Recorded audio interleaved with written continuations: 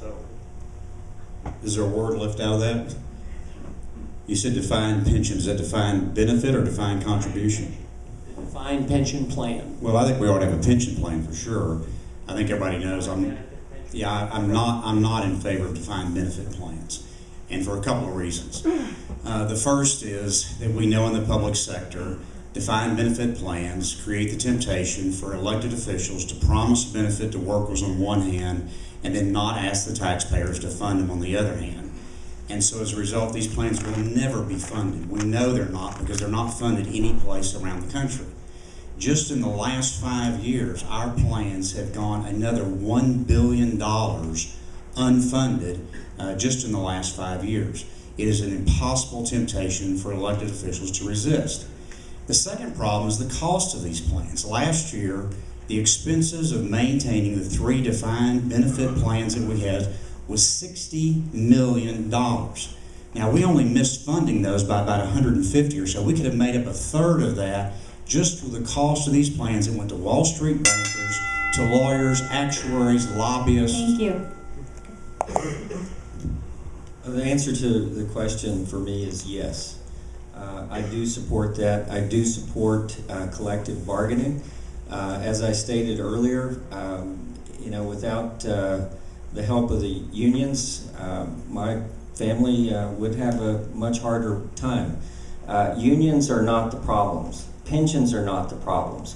It's how we address our own financial problems. We can, through management, we can work out almost any financial problem. I don't see that having the pensions be an issue. That's a promise. It's a promise that we make to the people of this city to say, work for us, do something good for us. We need to own up to our promise. We need to look for ways to get our way out of it financially, and that's just through good management. I don't fault the members in the system, I fault the structure of the system. A defined benefit plan is an affordable plan. However, the simple fact that it's regulated by the state and not regulated locally with local control is a significant problem. And that's the issue that we're facing today. We had an affordable plan in 2001, and unfortunately, due to a number of changes to the benefit plan, it's unaffordable right now. I'm proposing to make some recommended reforms to those plans to ensure, number one, that it's fully funded, guarantee that we can make those payments, and guarantee that the recipients will have a guaranteed pension moving forward. And the issue here has to do with the fact that all we have to do is make 2 minor changes to the plan. It's not a global revision and going to a defined contribution plan. It's a simple minor change, and it won't affect the new employees that are already coming into the system. It has to affect the legacy members. My answer to the question is yes, I support defined benefit pension plans, and I think what's being left out of this debate is why do we have defined benefit pension plans? What's the public policy behind them? Well, the public policy behind them is that we make a bargain with those who dedicate the majority of their adult lives to the city of Houston, either in the police department or fire department or as municipal employees. And we say that you probably aren't going to get extremely wealthy or rich at working for the city, but if you dedicate a large part of your adult life to the city of Houston, then we'll make sure you have a comfortable retirement. I think that's a fair bargain. Did it get out of control? Is it sustainable as it presently is with the firefighters? No, and we're going to have to address it, but it's also disingenuous to sit up here and try to lead people to believe that as mayor you're going to be able to cram a solution down the throats of the firefighters. You can't. You're going to have to negotiate, and I will. And the answer to the question is yes. Let me just say that with respect to defined benefit, but defined benefit plan works. With the ERS, the Employment Retirement System, just in this legislative session, myself and 2 others have put forth a plan that's been accepted by the employees that will make that plan actuarially sound. That is a defined benefit plan. Even within the defined benefit plans, employees within the city of Houston, municipal workers, HP and HPO in particular, for example, they have changed their eligibility, age, they're contributing more. The firefighters pension plan is 91% sound. Even if you shift to a defined contribution plan, The studies say it will cost more, and it does not relieve the unfunded liability. What is missing in this conversation is not just the benefits to the employees, but governments like the city of Houston have consistently underfunded their contribution, have not made their payments, and now want to blame the employees. I think all of the elements need to be put at the table at the same time. Thank you. Richard, or I think that was your question, Richard. It is a good question, and the answer is yes. There's nothing wrong with a defined benefit plan, but without local control to do the things that local communities have to do on on an occasional basis when the economy doesn't do what you wanted to do, you have to have the ability to negotiate. And right now we don't have that opportunity.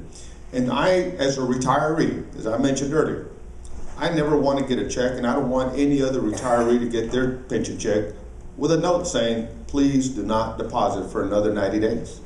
We can't have that happen. And so the only way to get there is to make sure that we're asking to be your mayor.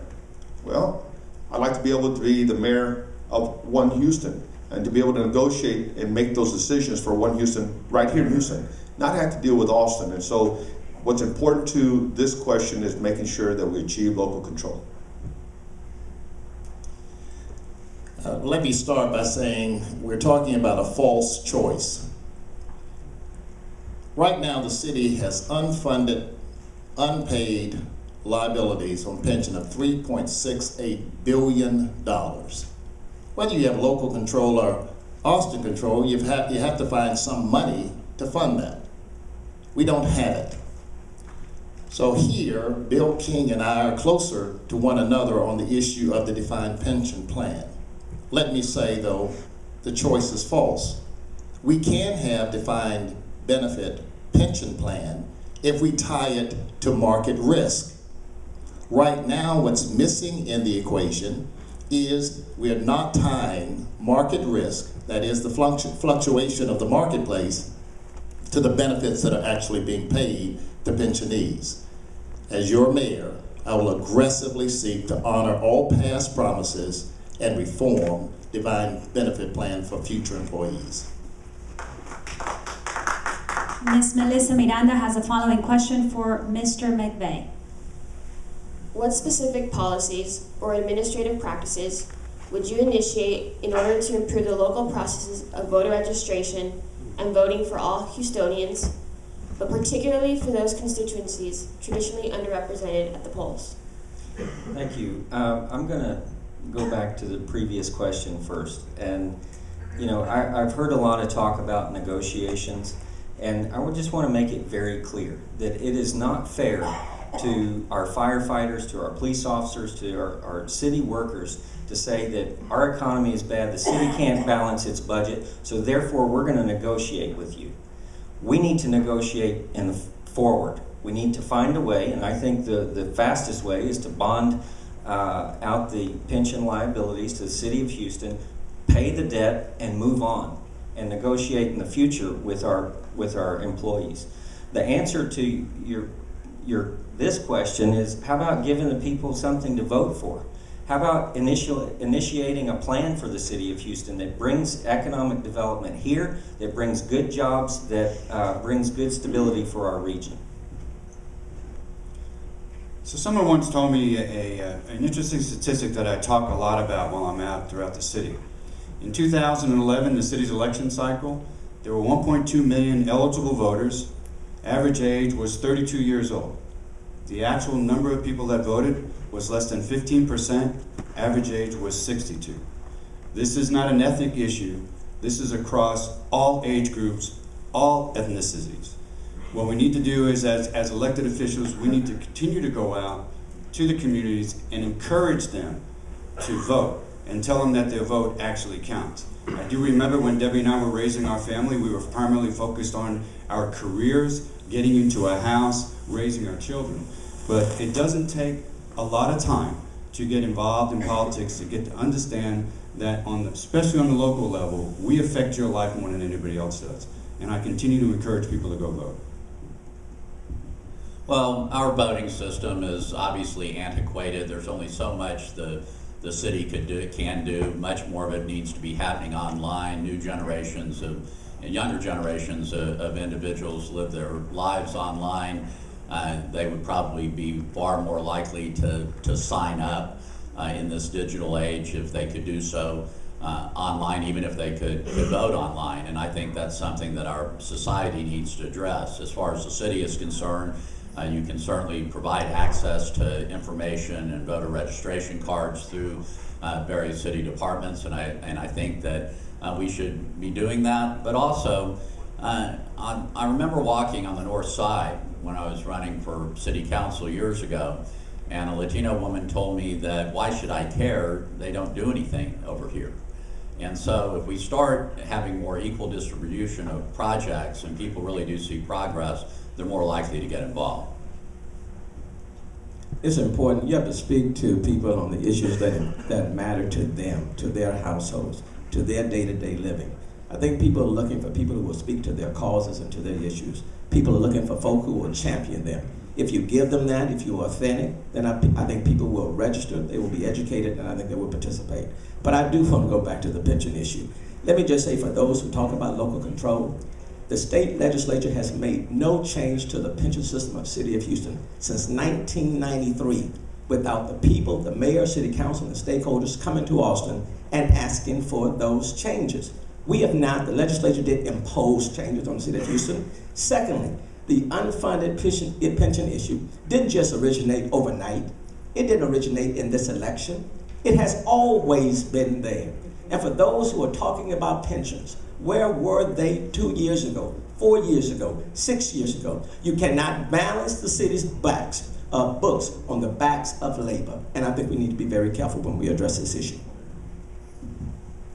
Well, when you try to get folks to come to the polls, they do have to recognize that change does happen. When I was on council, there was a looming issue, and I worked with some folks in this room on the issue of affordable housing. And we accomplished that, made an incredible investment in the near north side, in an area that was starting to experience gentrification. And people remember that. And so when it comes down to voting, number one, the mayor has to be pushing the envelope, making sure that we're affecting changes, not just where voting occurs, but where it doesn't, so that people will demonstrate that we care about one Houston, whether you show up in the polls or not, whether you're from affluent communities or not, but making sure that one Houston leaves no community behind. And so that's how you improve voting, but also making sure that there's policies, and I'd be happy to work with anyone here to increase participation in the process. Thank you. We often talk about the right to vote and actually fight overseas and international wars to try and guarantee the right to vote for many individuals. But here in our own city, efforts are undertaken to frustrate the participation in this electoral system. We place polling booths in locations that are unfamiliar, or we change them from familiar places to unfamiliar places. Let me tell you what I would do. I believe that we should maximize the exposure to our voters for their right to exercise the vote. Put it in supermarkets, put the polling booths in locations and libraries, put them in local schools, put them in the neighborhoods where people who are underrepresented right now have easy access to those facilities. And let me go back to Sylvester. Sylvester, you and I are just 180 degrees opposite on the pension issue. Borrowing money to pay for an unfunded liability is just the wrong direction, and that was your proposal in the last legislative session. It's wrong.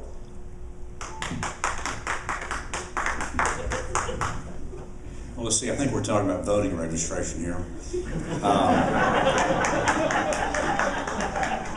You know, look, the turnout in the city elections is pathetic. I mean, it's about 15%, 20%. I'll give you an interesting statistic.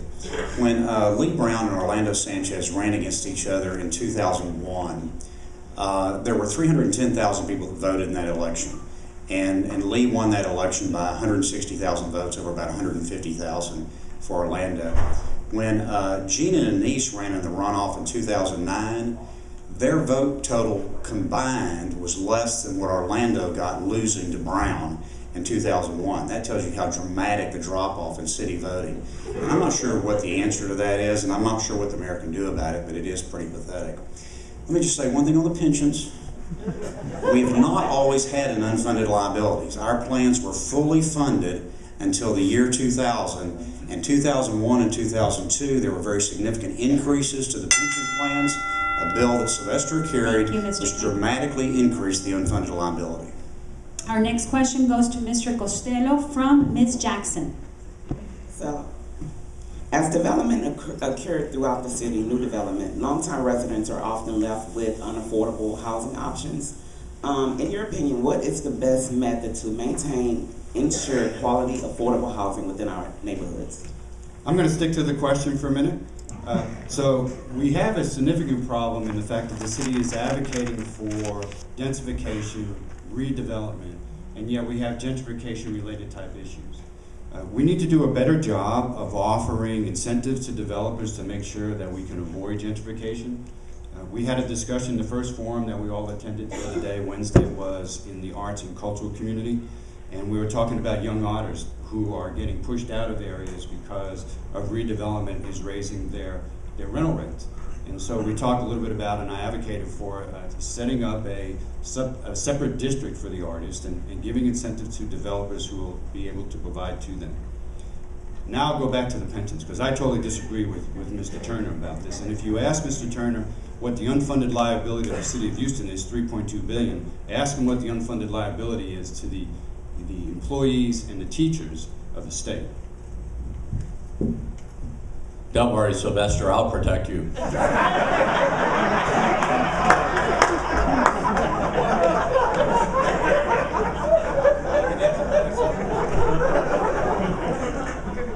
I think, if I get a little time back, I think it's one of the most important questions we've been asked today, because we talked about economic disparity, but what we also face in the city of Houston is geographic inequality.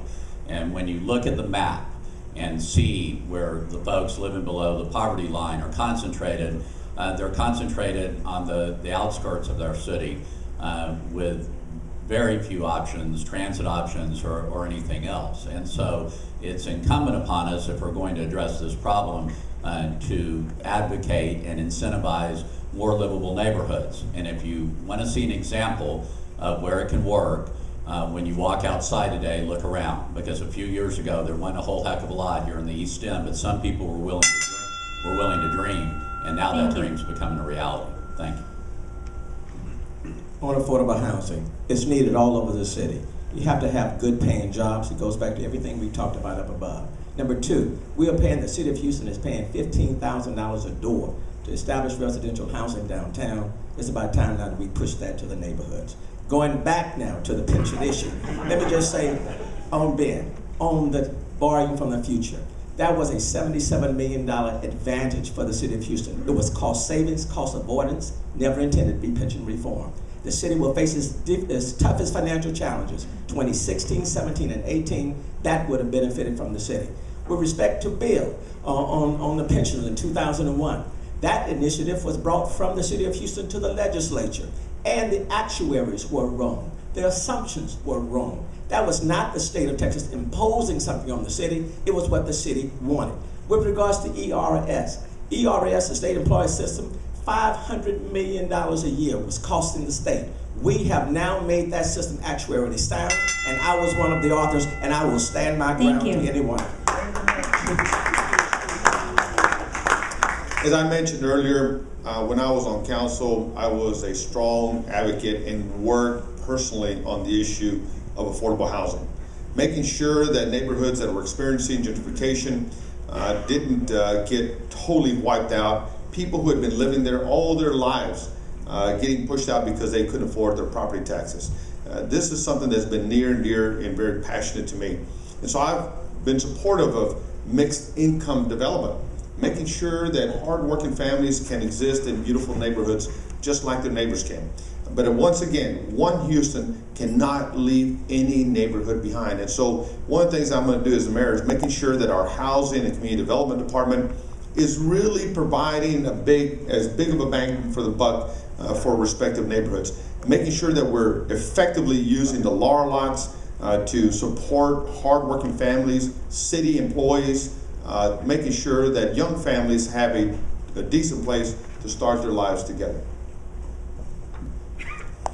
Are we on pensions or affordable housing? Let me talk to you about affordable housing.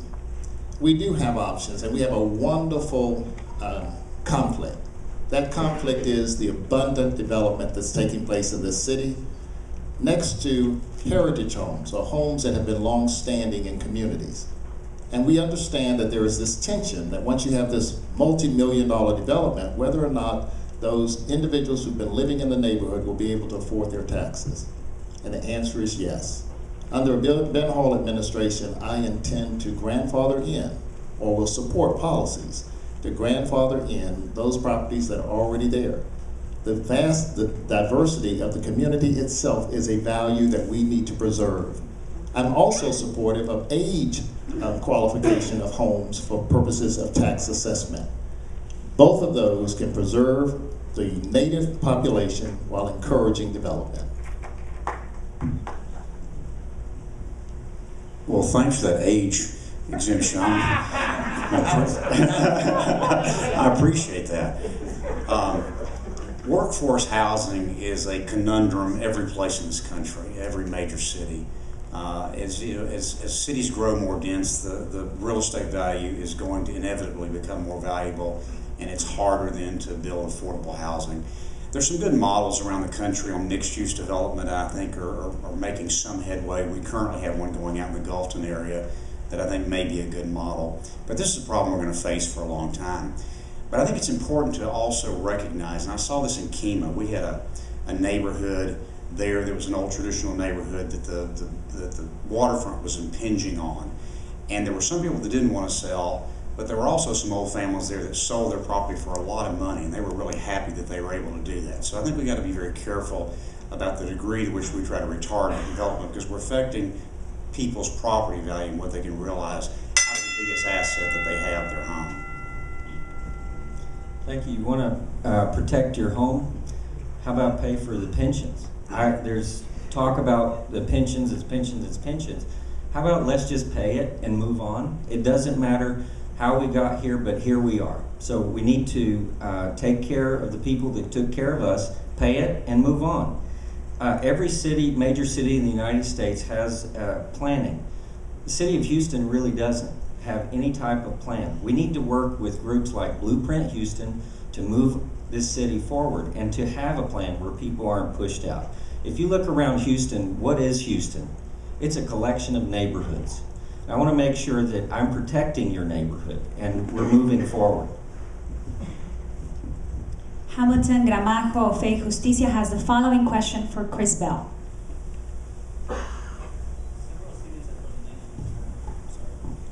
Several cities across the nation are developing new models of partnership with banks to run municipal ID programs with no cost to the city. One of these models is municipal ID debit card all-in-one. This kind of identification will allow people in our community to open bank accounts, cash their paychecks, and it will activate our local economy. What is your position on this initiative? I think we need to be doing everything that we possibly can to allow people to come out of the shadows and give them an opportunity to lift themselves up. And I think giving people an opportunity to open bank accounts and cash their paychecks is asking very little. I do think cost is an issue, and if we can do it at no cost to the city by partnering with the banks, that is certainly a very big step in the right direction.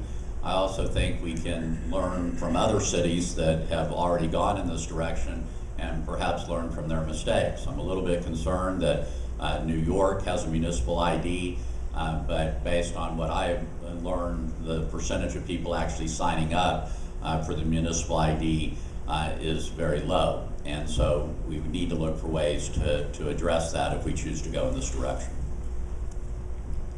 I certainly want to take a look at that and see what those other cities have done. I do know that on the state level, and just in this legislative session, we talked about coming up with some form of an ID card on a statewide basis and working, for example, with the Department of Public Safety, DPS, to come up with something.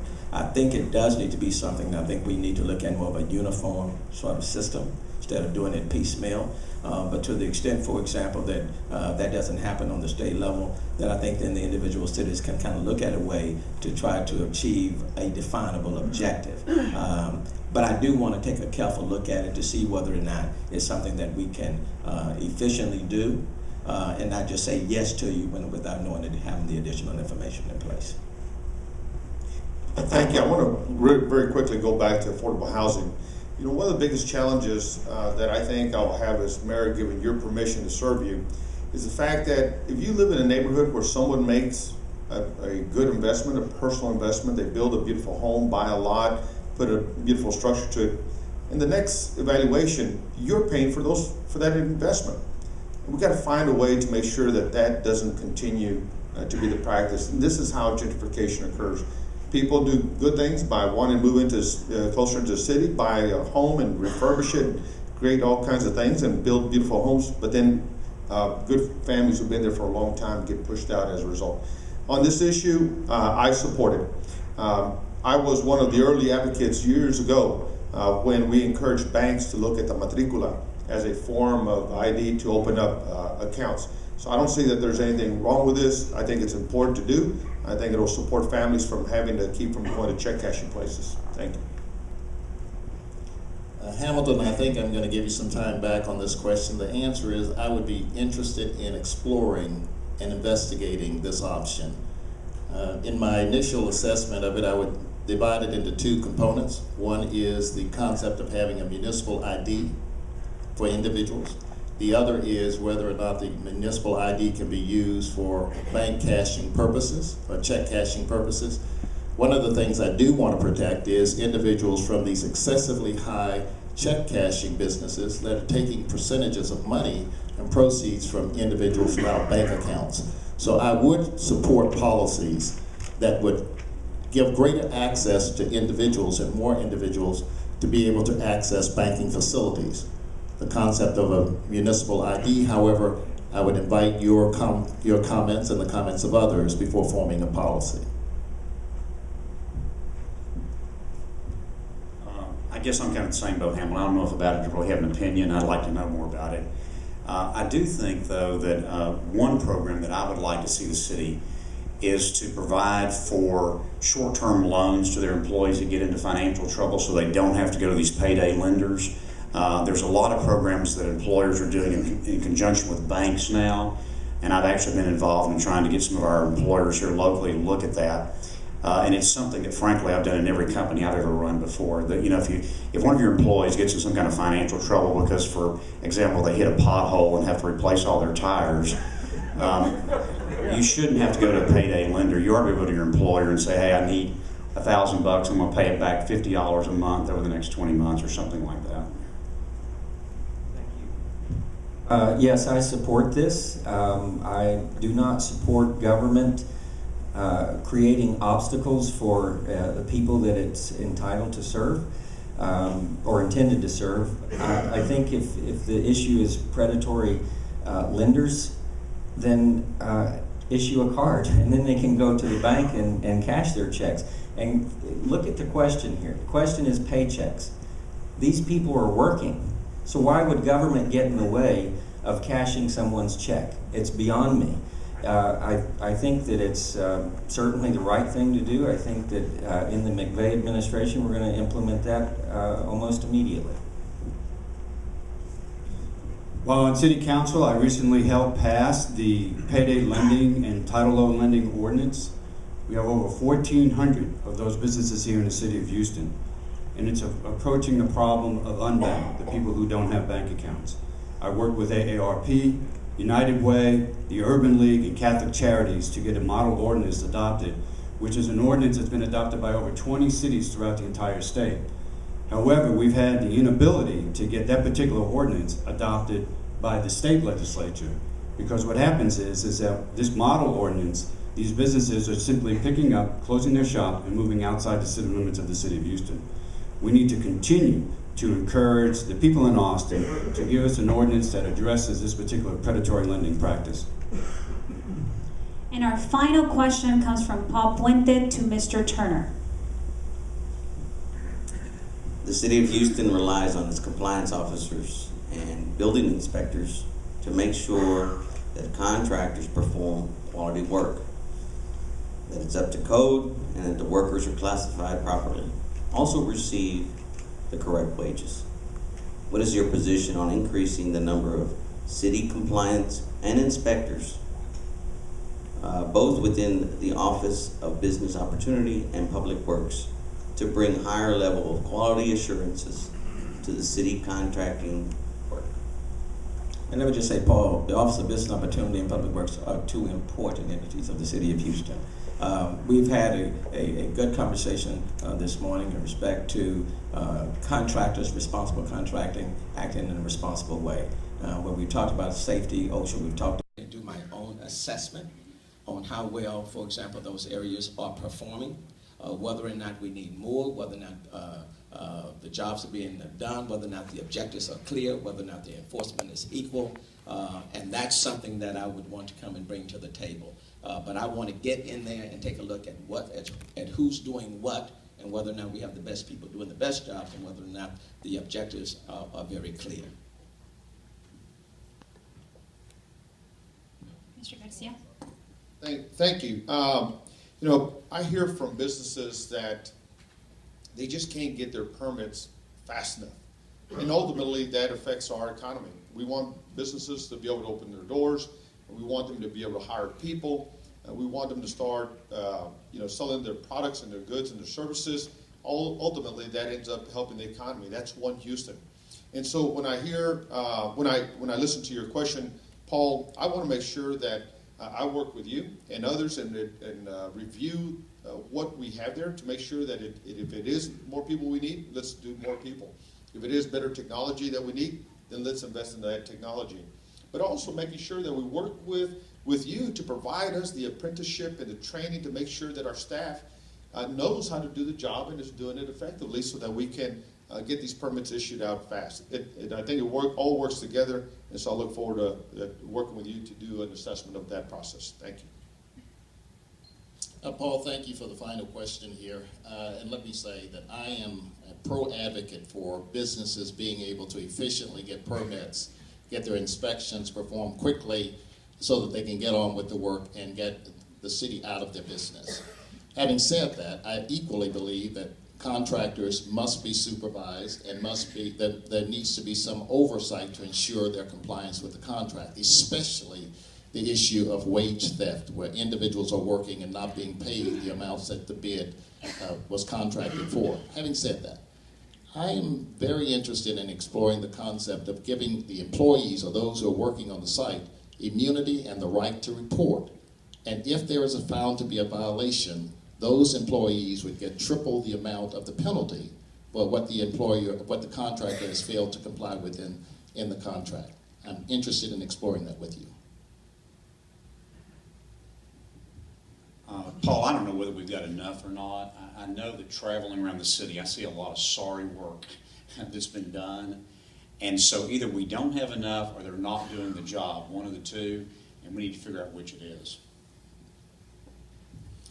Thank you. The first thing that the city says, typical response, and for things like enforcement, for code issues, is we don't have the money to pay for people, and that's just not acceptable. If council and the mayor is going to pass law to make sure that the people of this city are getting the most out of the money that they're spending, how about follow through with it? How about have enforcement?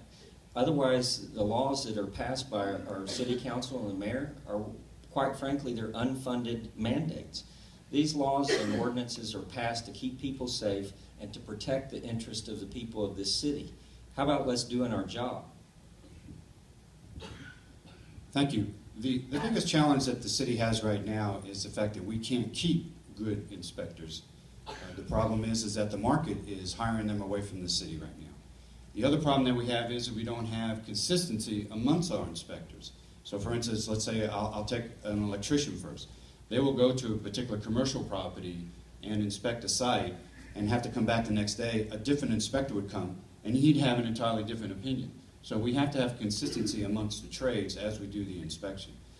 The other problem that we have is during this boom in development, we're allowing people to go and make changes to city's facilities, and they're not coming back and enforcing it. I'll give you a classic example. We live inside the loop, and there's redevelopment going on, and someone might come in and fill a roadside ditch and walk away and leave it up to the residents to fuss with the city 2 years later. Well, we need to do a better job of determining where those violations are and making that particular developer, before he moves away from that site, to fix those improvements. Well, that speaks to the problem, but it doesn't speak to the solution. And if people are leaving, or if we can't keep them on staff because we're not paying them enough, perhaps we'd like to consider paying them more. And that may be a solution to the problem. And certainly I think the question speaks for itself. If we are falling behind and we don't have enough inspectors, then it needs to be addressed. And here again, this is an area where I think that if you have a labor liaison on your staff, these concerns can be brought to the forefront before they become real problems. And that's something I would want to have in my administration. That concludes our questions. We will now start with closing statements. We're going to answer in reverse order from opening statements, starting with Mr. Turner, finishing with Mr. Garcia. You each have 1 minute. Thank you. For 32 years, I have been a business owner downtown. In 32 years with my employees, I've never missed paying them one time. Now, I may not have gotten paid, but they got paid. For 26 years, I've been in the legislature. I've been fighting for working men and women. My record is clear. When it comes to health care, my record is clear. When it comes to fighting for those who are less privileged, have no voice, have not been seen, I've been right there.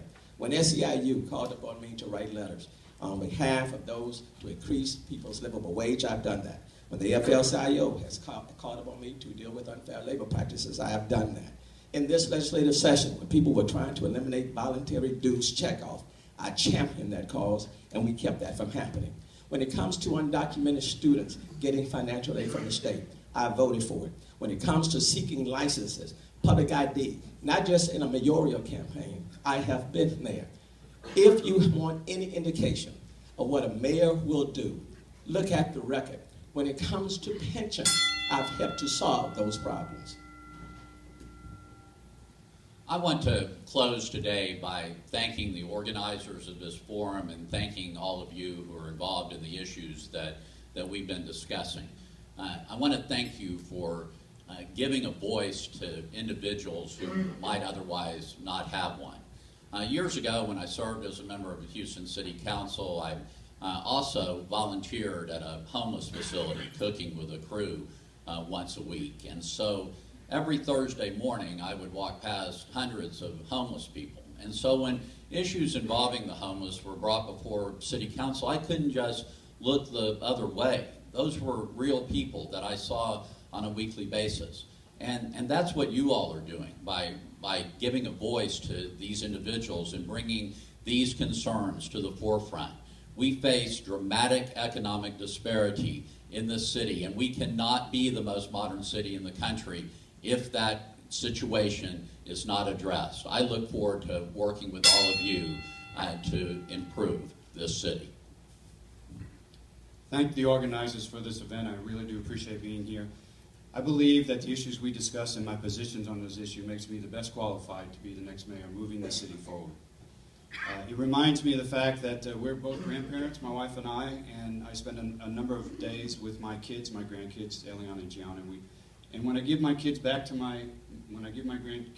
my son, it reminds me that the issues that we discussed today and the policies that we're going to decide not only affect us in the city of Houston today, but it also affects generations moving forward.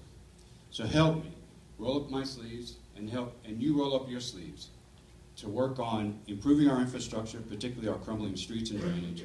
Help me get more money for public safety so that the police officers can police our neighborhoods and have the necessary equipment they need to get their mission done. Help me work through the city's finances so that we can go to our constituents and our citizens and say we're using your money wisely. Houston is the greatest place in this country, and I believe we have great things to do moving forward. Thank you. Thank you. I want to start by thanking the men on this stage. All have served the public, some longer than others, and I appreciate getting to know all of them. Some I've known longer than others. I think that what this race is about our future. I want to bring economic development to the city of Houston. We need to make sure that we're doing everything that we can to protect our jobs and to protect our future. I'm not just concerned about the next 6 months or the next 6 years. I'm concerned about the next 60 years. So this race is not about me, it's about Houston and you and your job. I don't know that many people here know that the city of Houston lost a major contract with Boeing Airlines to relocate to Houston and to create jobs. That was lost. And the reason why it was lost is because we didn't have an effective economic development office in the city of Houston that reports to the mayor that will bring prosperity to our city. We must recruit, recruit, recruit. Well, thank all y'all for coming this morning. I suspect that most of you had something more enjoyable to do than come listen to us bicker about pensions this morning. You know, when I look at the city, every metric seems to be going in the wrong direction.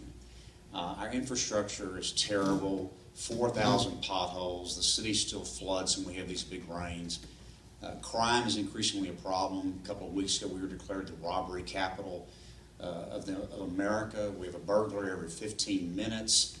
The police department only solved 9% of the burglaries that were committed last year. We have 300 fewer police officers on the street than we had 10 years ago. And it's hard to really say that somehow this is an economic problem because we've been in the biggest boom in our lifetime. Revenues have been coming in at 8% year over year at the city of Houston. This is a question of management. And I think you need to remember that what we're really doing is we're hiring the CEO of a $5 billion corporation. That's really what we're doing, and I would suggest I'm the most qualified person for that job. First, I want to thank Rebecca for being here this morning. I want to thank also the panelists for asking the questions. I want to thank you all for being here. Communities united, that's a powerful statement because we, the people, should always be the power. I'm running for mayor of the city of Houston because I believe the community, the people, actually should govern this city by and through their representative bodies. Over the last 6 years, quite honestly, we've been on a personal agenda of the mayor. As a result, debt has increased, our streets have fallen apart, our policing has gone down, crime has increased. It's time for us now to return to the core services. City employees are not mere widgets in the clog of government. City employees are our best asset. As your mayor, I intend to treat them that way. Thank you so much for your ear. Thank you so much. And again, I want to thank everyone involved in today's occasion, and thank you as well. I'm Adrian Garcia, and I have led, managed, and reformed a major organization, managed a nearly $5 billion or $500 million budget, and did it through tough times, but never balancing my books on the backs of my employees. But it is one Houston when the mayor can work closely with labor, can work closely with business, can work closely with every employee, whether active or retired, making sure that we're focused on our future because our best days are yet to come. But it's also imperative that we make sure that no matter what walk of life, whether you're just new to this country, that you're also part of the solution, part of the promise, and part of the opportunity to move us forward. That is one Houston. I have led, managed, and reformed, and all the issues we've talked about today have to do with leadership, management, and reform. I've done it. I'm Adrian Garcia, and I want to earn your vote. Thank you. We would like to close this forum by thanking our candidates. You guys have a big job ahead. Best of luck to all of you. Special thanks to our